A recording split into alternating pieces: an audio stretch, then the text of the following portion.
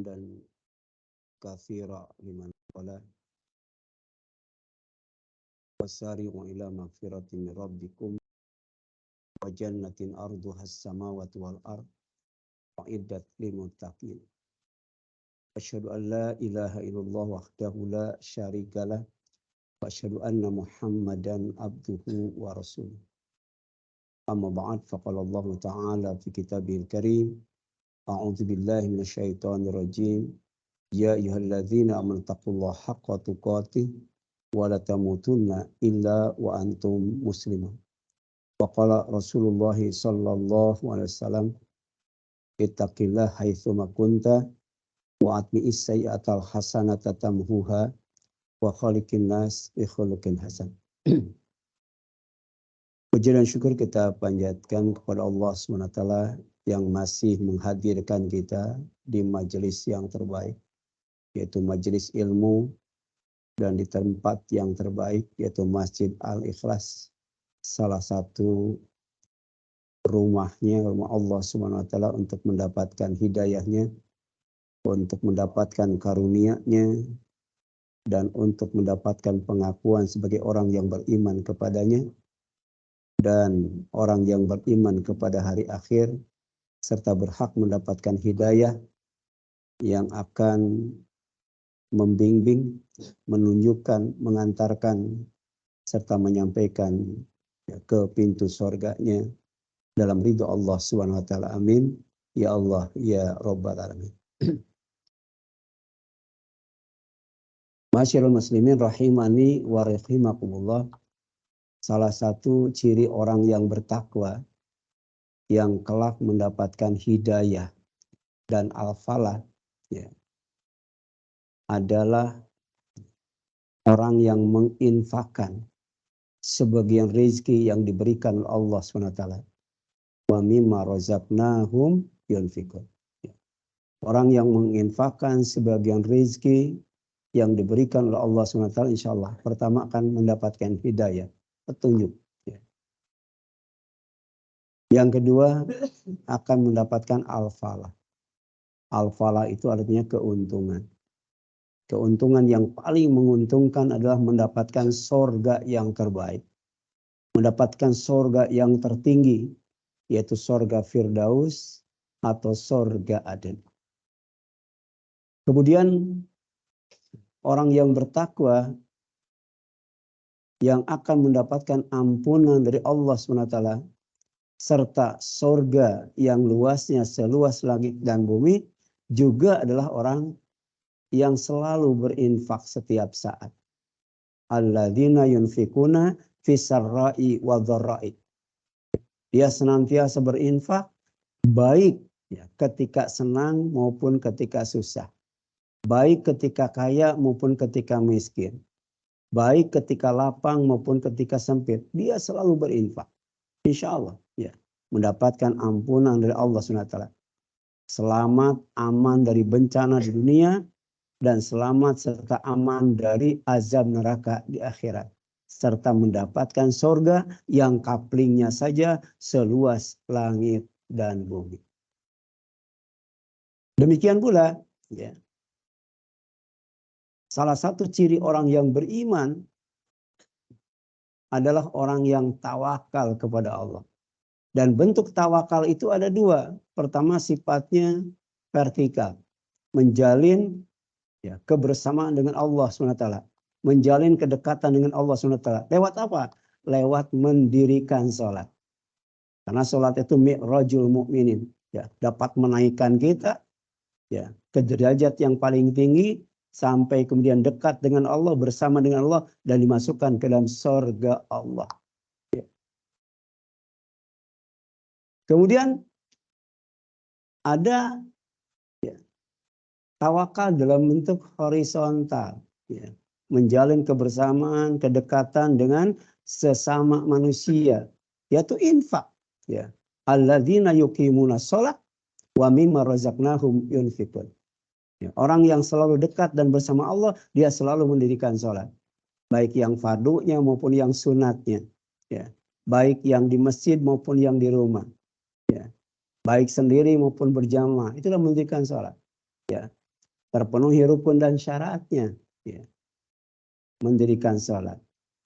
Kemudian ya, menginfakkan sebagian rezeki yang Allah berikan kepada mereka. Ya. Kenapa? Karena ternyata rezeki yang Allah berikan kepada kita itu amanah, titipan. Jangan sampai digunakan semuanya untuk kita. Ya, digunakan semuanya untuk diri kita. Ya, ada bagian orang lain, ada hak orang lain yang harus diserahkan. Ya.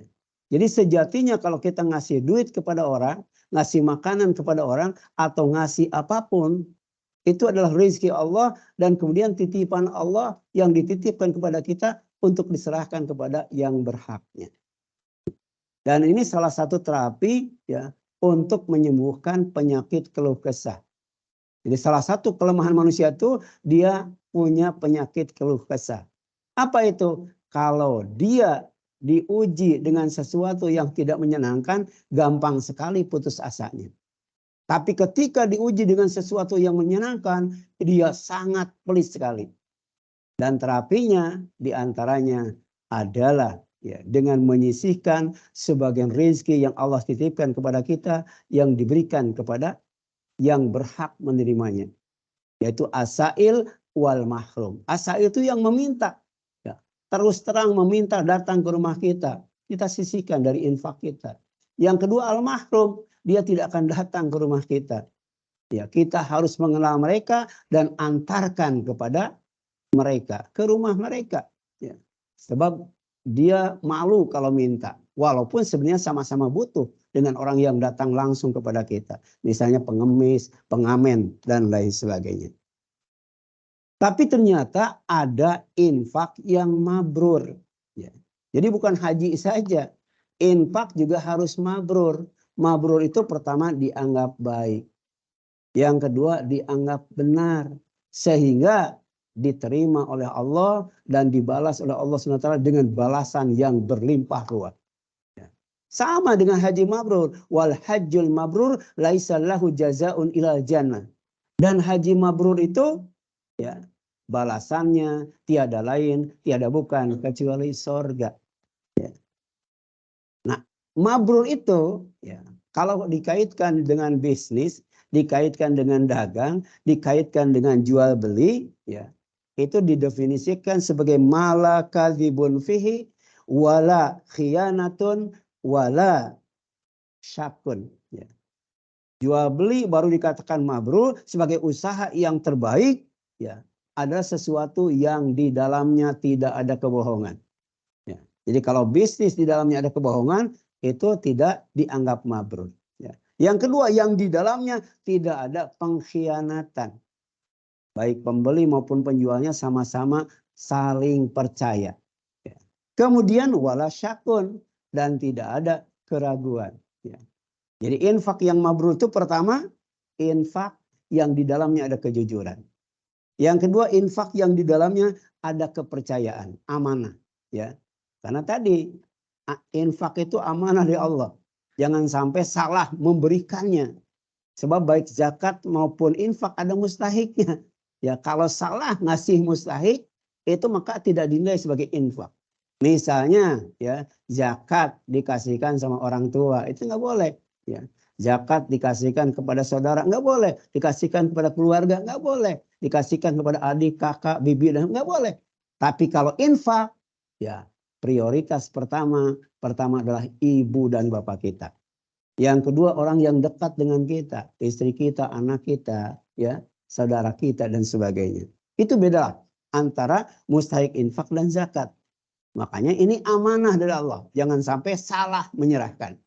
Ya, jadi kalau kita ya memberikan sesuatu kepada mustahik, fakir miskin sejatinya bukan memberikan, tapi menyerahkan hak mereka yang ada pada harta kita. Sebab kalau tidak diserahkan, kita dianggap sebagai kanis. Apa kanis itu? Tukang nimbun.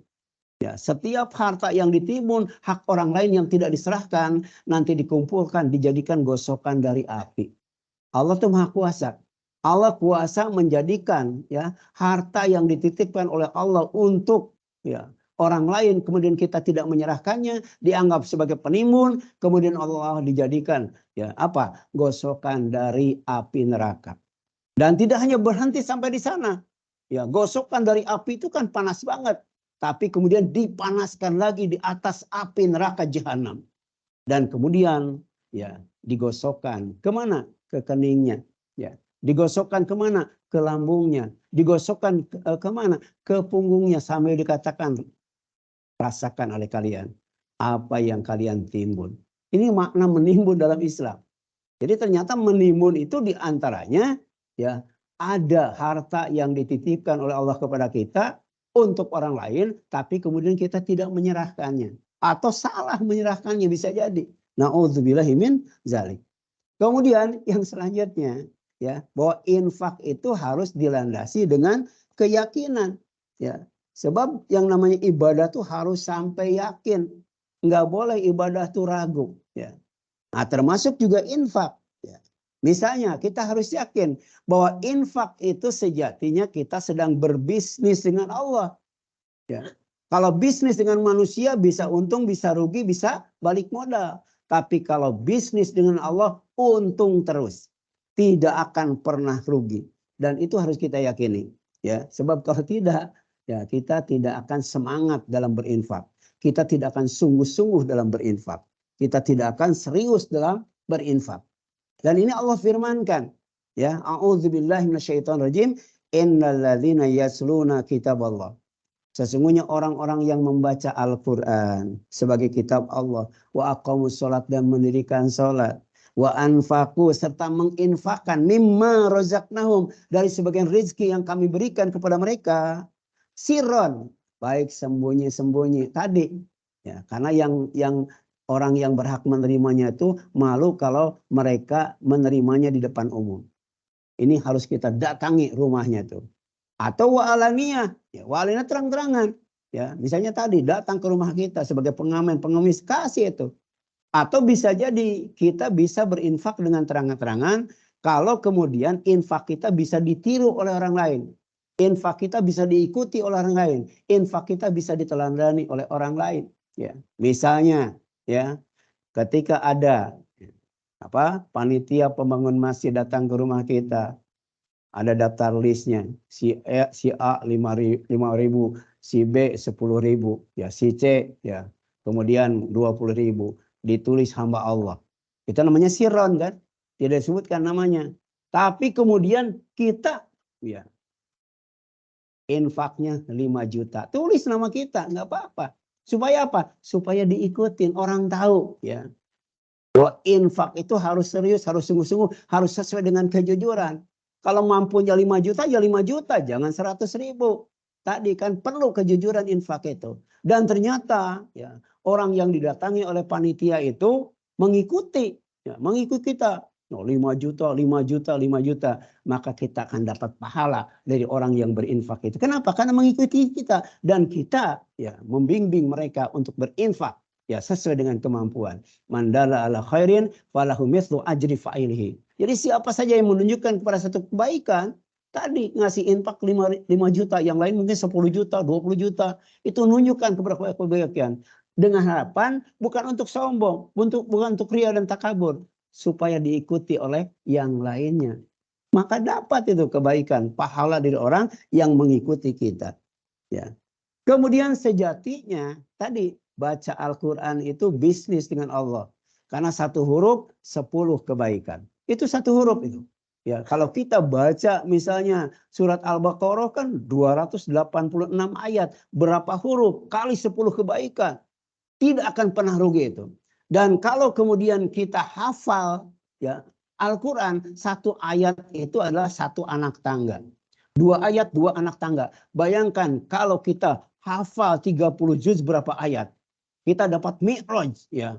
Mi'raj itu tangga untuk naik ke atas. Karena perjalanan kita bukan mentok sampai masyrik dan maghrib. Tapi juga bukan turun mentok ke neraka. Tapi kemudian naik. Naik mentok ke Sidratul Muntaha. Bertemu dengan Allah. Dipersilahkan masuk surga. Dan itu ternyata bisa kita dapatkan anak tangganya itu dengan menghafal Al-Quran. Ya, satu ayat, satu anak tangga. Makanya kedudukan kita Ya, di sisi Allah tergantung ayat yang kita baca, tergantung ayat yang kita hafal. Semakin banyak yang kita baca, semakin banyak yang kita hafal, semakin banyak anak tangga yang Allah berikan kepada kita. Ya, sebab ternyata surga itu bukan di atas langit pertama, bukan di atas langit kedua, bukan di atas langit ketiga. Tembus sampai langit ketujuh, mentok di Sidratul Muntaha. Dan itu tidak ada kendaraan yang pernah sampai ke sana kecuali kendaraan yang digunakan oleh Rasulullah yang bernama buruk itu. Kecepatannya satu kali melangkah sejauh mata memandang. Berangkat habis Isya, pulang sebelum subuh. Padahal itu ke Sidratul Muntaha, tempat paling ujung untuk bertemu dengan Allah dan melihat surga Allah, melihat neraka Allah. Rasul ketika Isra Mi'raj seperti itu. Dan oleh-olehnya apa? Oleh-olehnya salat. Karena salat juga mi'rajul mu'minin tadi. Kalau kita mau dekat dengan Allah, mau bersama Allah dan Allah itu ada di atas langit, ya, berarti kita harus salat, baik yang wajib maupun yang sunatnya, yang di masjid ataupun yang di rumahnya, yang sendiri atau berjamaah. Makanya kalau di masjid, kalau di luar rumah itu namanya masjid, tapi kalau di dalam rumah itu namanya mushola. Musola itu ternyata tempat sholat yang ada di rumah dan ternyata sholat yang dilakukan di rumah lebih banyak daripada sholat yang dilakukan di masjid. Ya. Makanya kalau kita ngaku Islam, usahakan di rumah kita ya adakan satu ruangan untuk sholat apa? Sholat sunat. Ya. Kemudian yang selanjutnya apa? Ya, yang selanjutnya ya kita harus yakin bahwa ternyata baca Al-Quran, sholat, mendirikan sholat dan berinfak baik sembunyi-sembunyi maupun terangan-terangan. Yarjuna tijaratan lantaburo. Mereka itu sedang berharap tijaroh, dagang, bisnis, jual beli, lantaburo yang tidak akan pernah rugi, untung terus, untung terus. Makanya ketika sholat, ketika adzan dan iqamah kita dipanggil hayya 'alas sholat, hayya 'alal falah. Bukan hanya kita bisa datang ke masjid untuk sholat berjamaah, tapi juga kita bisa meraih al-falah. Al-falah itu keuntungan yang sangat banyak sekali. Apa? Surga yang terbaik dan surga yang tertinggi, yaitu surga Firdaus dan surga Adem. Ya. Kemudian selanjutnya, infak itu harus yakin, ya, supaya infak kita mabrur, dinilai baik, diterima oleh Allah dan dibalas oleh Allah SWT. Ya, kita harus yakin bahwa infak fi sabilillah, infak di jalan Allah, infak mengikuti aturan Allah yang dicontohkan oleh Rasulnya, diikuti para sahabat dan dijelaskan oleh para ulama yang soleh itu akan dibalas oleh Allah 700 kali lipat. Ini harus yakin. Ya, sebab kalau tidak yakin pasti kita pelit. Ya. Kenapa orang pelit? Karena nggak yakin bahwa infak itu akan dibalas 700 kali lipat. Ini Al-Quran, Shadaqallahul Azim, itu tidak hanya dalam ucapan saja, tapi juga dalam perbuatan. Apa kata Allah? Mathalul ladzina yunfikuna amwalahum fi sabilillah kamathali habatin ambatat sab'a sanabil fi kulli sumbulatin mi'atu habbah wallahu yudha'ifu liman yasha wallahu wasi'un alim. Kalau orang berinfak 1.000, Allah akan ganti 700.000. Kalau tidak puas dengan itu, Allah lipat gandakan dari 700.000. Kalau ternyata masih belum puas, diluaskan. Ya, bukan hanya dikasih materi, tapi juga dikasih kebahagiaan, dikasih kesehatan dan lain sebagainya.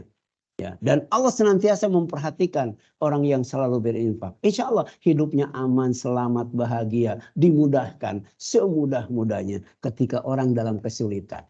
Ya, Masya Allah. Ya. Kemudian ya, yang selanjutnya ya, bahwa infak ya, yang mabrur, ya, yang kita yakin melakukannya adalah sejatinya sedang menjual diri kita dan harta kita kepada Allah SWT. Dengan apa? Dengan surganya. Ya. Haji itu sejatinya infak. Makanya ketika orang pulang haji kita doakan. Ya, apa doanya? Ya, qabilallahu hajjaka wa ghafara dzanbaka wa akhlafa nafaqatak. Mudah-mudahan Allah menerima hajimu sehingga mabrur. Ya. Mudah-mudahan dosamu diampuni dan mudah-mudahan nafkah infak hajimu diganti oleh Allah SWT. Diganti 700 kali atau dilipat gandakan atau diluaskan. Sampai dia bisa berhaji berulang kali. atau kekayaannya bertambah banyak, ya, berlimpah gara-gara infaknya fi sabilillah digunakan untuk berhaji, dibalas oleh Allah Subhanahu wa taala. Jadi kalau kita sholat, itu sejatinya kita sedang menjual diri. Kalau kita saum, sejatinya kita sedang menjual diri. Kalau kita hadir sekarang setelah sholat duhur berjamaah, kita sedang menjual diri. Orang lain senang-senang, kita duduk berzikir kepada Allah. Ya, demikian pula ketika zakat, infak, sedekah, kita sedang menjual harta kita kepada siapa? Kepada Allah. Dengan apa? Dengan sorga. Innallaha astara minal mu'minina anfusahum wa amwalahum bi anna lahumul jannah. Ini firman Allah. Shadaqallahul adzim, ya. Jadi sesungguhnya Allah telah membeli, pasti akan membeli, ya. Dari orang yang beriman, baik dirinya maupun hartanya, untuk mereka adalah surga, ya. Jadi kalau haji yang tanpa waiting list, itu kan ada yang 350 juta, ada juga yang 450 juta. Kalau yang reguler kan 60 juta tapi nunggunya lama. Kalau mau cepat berangkat itu 450 juta ada tuh. Yang paling murah 350 juta. Nggak usah nunggu waiting list. Nggak usah. Dan kalau kemudian ditakdirkan hajinya mabrur, dinilai baik, diterima oleh Allah SWT, ya, maka Allah balas dengan surga. Yang kaplingnya seluas langit dan bumi. Bayangkan, seluas langit dan bumi itu kalau diukur berapa hektar. Baru kaplingnya, belum rumahnya, ya, belum istananya, belum kemahnya, belum kebunnya. Kebunnya saja banyak banget di surga. Karena kaplingnya luas banget. Belum bidadarinya, ya, belum sungainya dan sebagainya.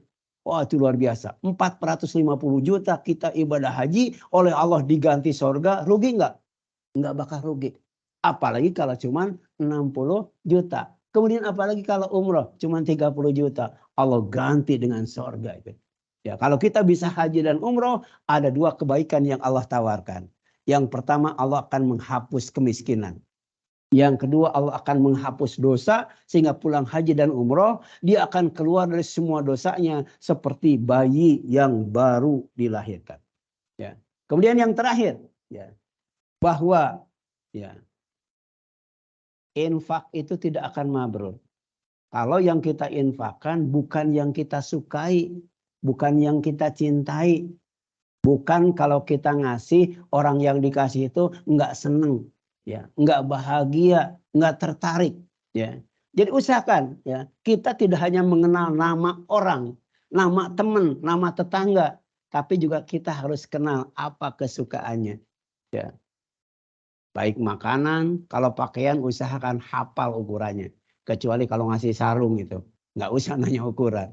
Ya. Jadi yang pertama kita suka, kita senang, kita cinta, maka kemudian kita berikan kepada orang lain, tapi tanyakan. Belum tentu orang juga senang dan suka. Ya, kalau suka kasihkan, sebab itu akan dinilai mabrur.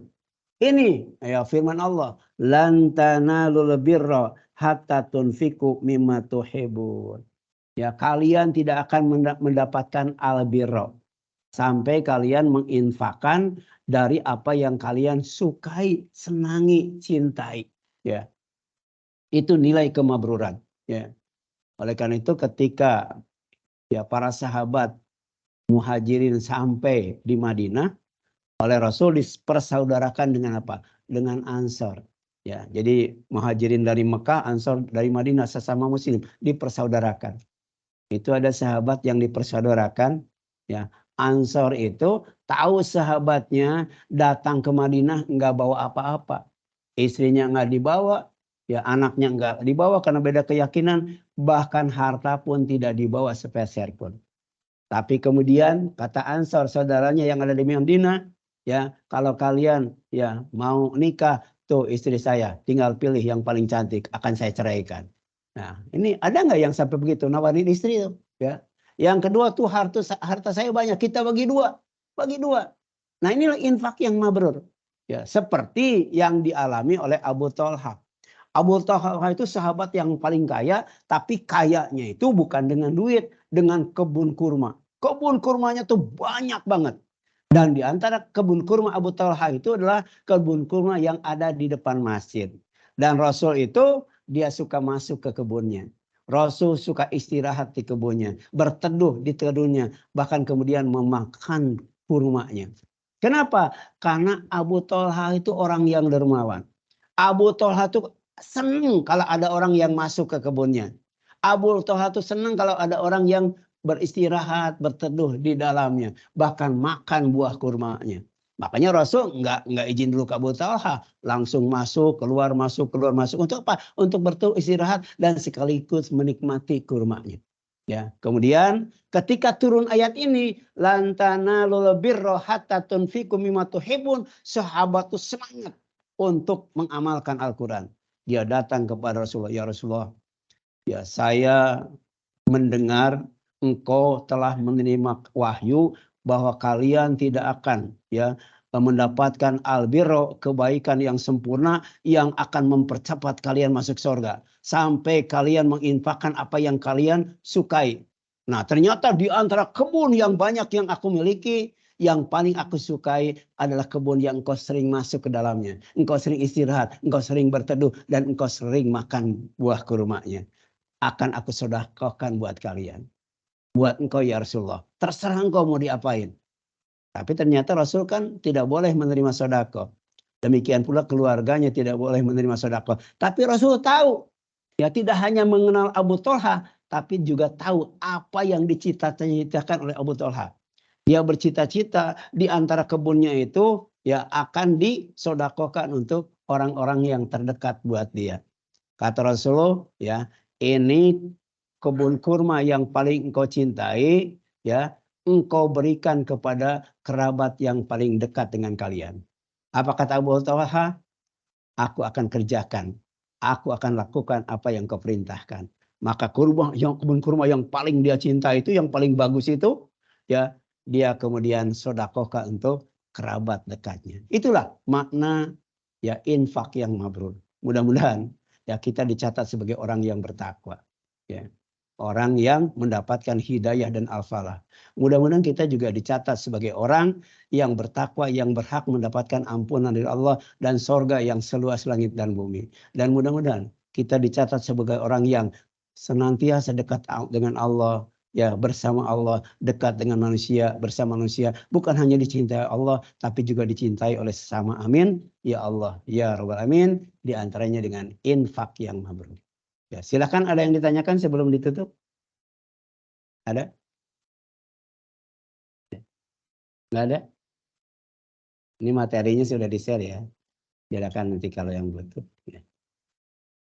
Kalau tidak ada itu barangkali ya, yang dapat disampaikan. Mudah-mudahan bermanfaat bagi kita sekalian. Mohon maaf apabila ada kesalahan dan kekurangan. Aku qouli hadza wa astaghfirullah li walakum wal afu minkum subhanaka Allahumma wa bihamdika asyhadu an la ilaha illa anta astaghfiruka wa atubu ilaik. Wassalamualaikum warahmatullahi wabarakatuh.